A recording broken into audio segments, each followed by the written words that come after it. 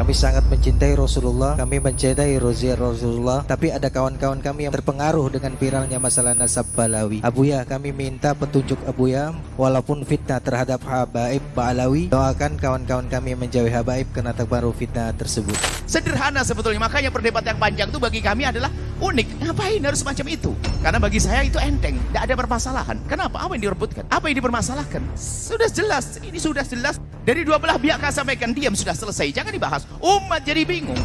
Dan saya tidak mengerti apakah omongan kami nanti dibilang, terserah Anda mau bilang saya tidak mengerti.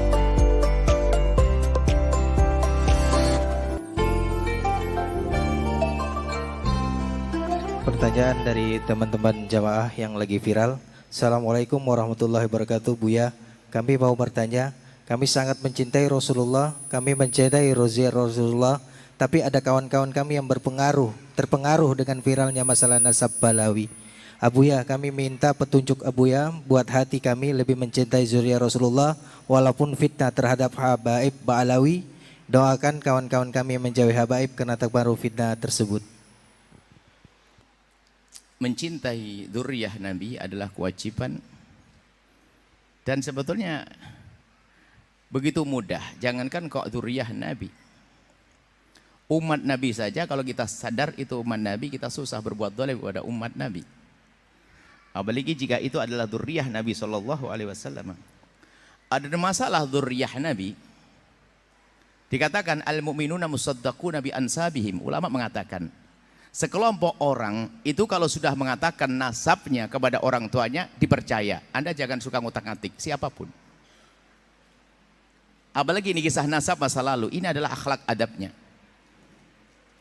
Itu adalah seperti itu. Jadi apa? Kalau kita mencari celah, oh mungkin begini, ini bahaya sekali.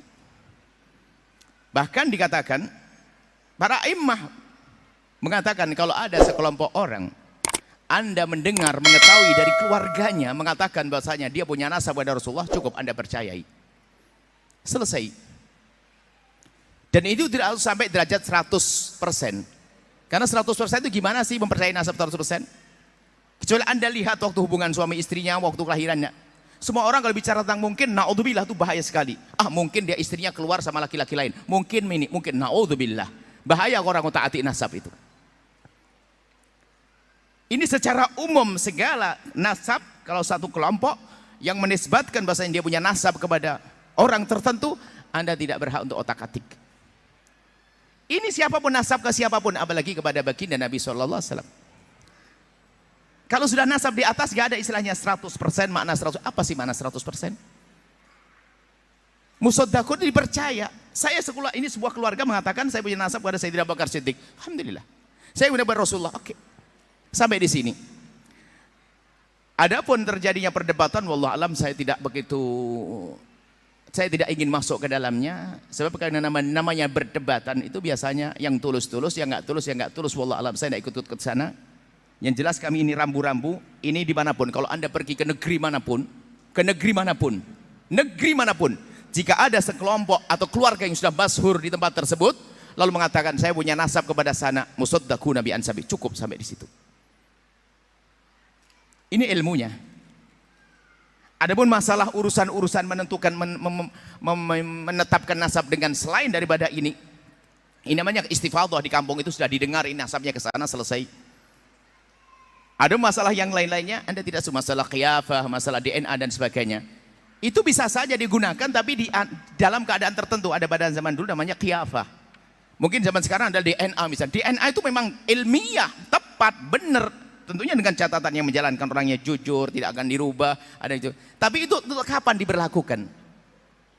Para ulama memberlakukan hal-hal seperti itu. Qiyafah itu misalnya di antara persengketaan. Contoh, ada dua orang melahirkan, ibu ditaruh di tempat bayi. Rupanya susternya lupa, ketuker sama-sama putih. Aduh kacau nih, anak yang mana ini? Ketuker. Akhirnya semuanya pengen anakku yang mana? Untuk ngetes pakai DNA supaya ketahuan mana anaknya. Atau orang direbutkan nasabnya, ini direbut nasabnya ini di sini. Kira-kira menetapkan nasabnya siapa? Bukan ngotak-atik nasab yang sudah ada, bukan.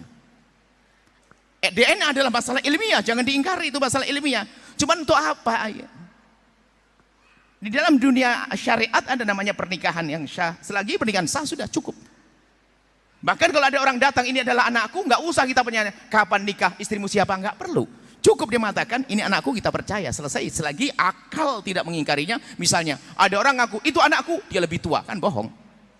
Sederhana sebetulnya. Makanya perdebatan yang panjang itu bagi kami adalah unik. Ngapain harus macam itu? Dari dua belah pihak kau sampaikan, diam, sudah selesai, jangan dibahas. Umat jadi bingung.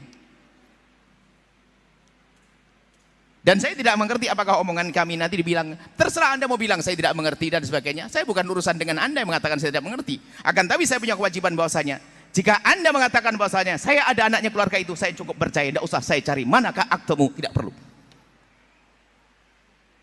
Cukup, selesai. Sampai di sini wahai hamba Allah. Ingat, dzurriyyah Nabi SAW agung.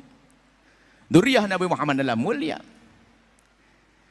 Kalau permasalahannya Anda marah dengan sebagian dzurriyyah Nabi misalnya, tidak boleh Anda jadikan marah kepada semua dzurriyyah Nabi. Marah satu orang mungkin bikin kesel Anda. Namanya manusia, dia bukan maksum. Anggap saja kalau ada anak-anak Anda yang bandel, masa Anda sembelih, kan enggak? Ya perlu dikasih sayangnya sederhana. Mohon maaf kepada semua yang berselisih paham dari dua pihak kelompok. Ini kebetulan pertanyaan ini baru sekarang. Saya tidak pernah membongkar masalah ini kecuali ditanyakan begini. Karena bagi saya itu enteng, tidak ada permasalahan. Kenapa? Apa yang direbutkan? Apa yang dipermasalahkan? Sudah jelas, ini sudah jelas dari dua kubu besar yang berkata itu adalah semuanya adalah sederhana. Ya selesai. Tolong Anda tidak usah bergeming.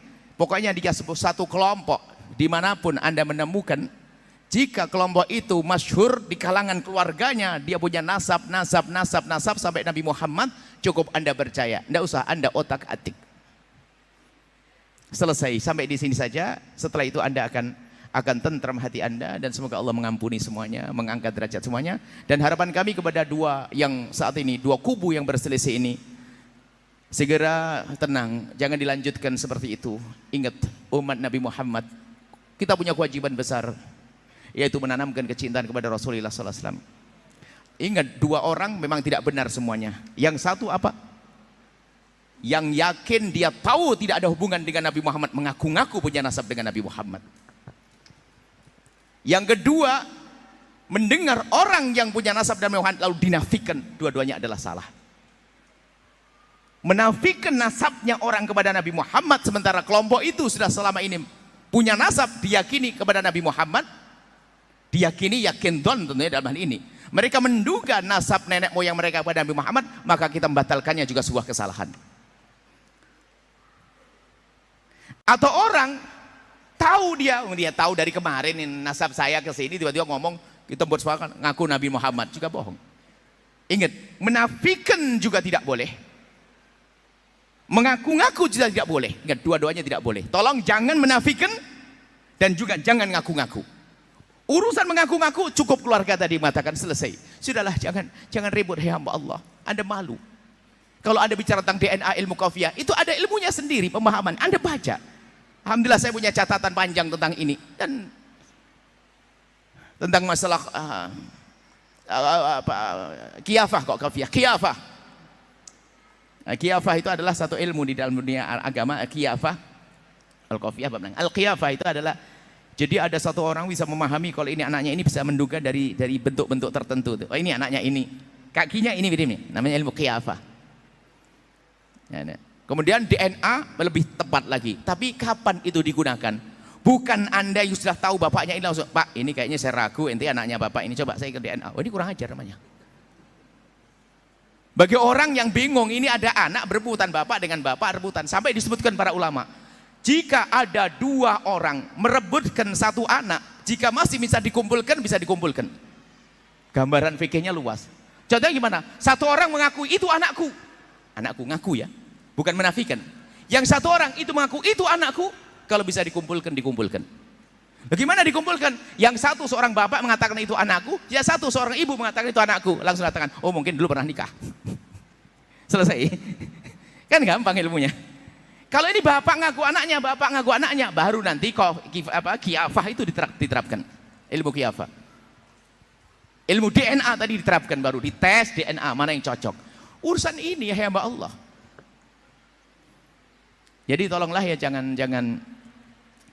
Masya Allah, saya sedih. Makanya kami tidak terlalu masuk dalam hal ini. Menafikan nasab yang selama ini diduga adalah benar adalah juga berbahaya. Mengaku-ngaku nggak punya nasab, ngaku-ngaku nasab, maka adalah juga dosa sama-sama. Ayo, tolong yang pernah ngaku-ngaku nasab sementara tidak punya nasab, Anda sadar?